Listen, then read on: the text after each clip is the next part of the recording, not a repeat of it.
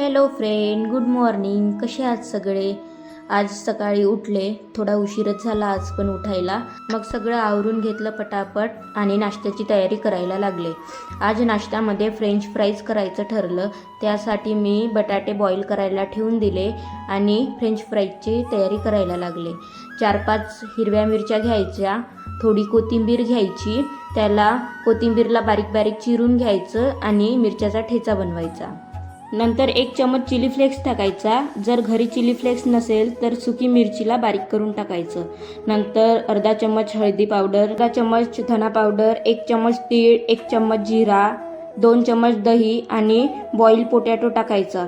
1 वाटी rice floor टाकायचं आणि सगळं मिक्स करून घ्यायचं. नंतर हाताला तेल लावायचं आणि या प्रकारे बनवून घ्यायचं.